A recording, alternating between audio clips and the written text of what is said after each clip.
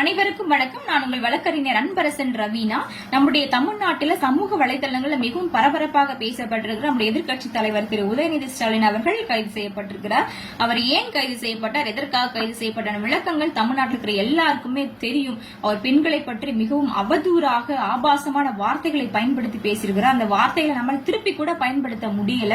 அதற்காக தான் அவர் கைது செய்யப்பட்டிருக்கிறார். இதுல என்ன ரொம்ப ஆச்சரியமான விஷயமா இருக்கு அப்படின்னா, அவங்க கட்சியில் இருக்கிற பெரிய பெரிய தலைவர்கள், கூட்டணியில் இருக்க தலைவர்கள் எல்லாம் அவர் பேசின தப்புதான், அவர் கைது செய்யப்படக்கூடாதுன்னு சொல்றாங்க. இது எந்த விதத்துல நியாயம் எனக்கு தெரியல.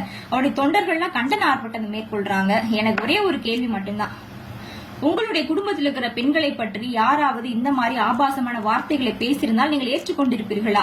இதை மட்டும் சிந்தித்து பாருங்க. அரசியல், கட்சி இதையெல்லாம் தாண்டி ஒரு மனிதாபிமான அடிப்படையில் நாம் சிந்தித்து செயல்பட வேண்டிய அவசியம் இப்ப இங்கு இருக்கிறது. ஏன்னா அவர் பெண்களை பற்றி மிகவும் அவதூறாக பேசியிருக்கிறார். ஆனால் நம்முடைய போராட்டங்கள் எதற்காக இருக்கிறது என்பதை சிந்தித்து செயல்படுங்கள்.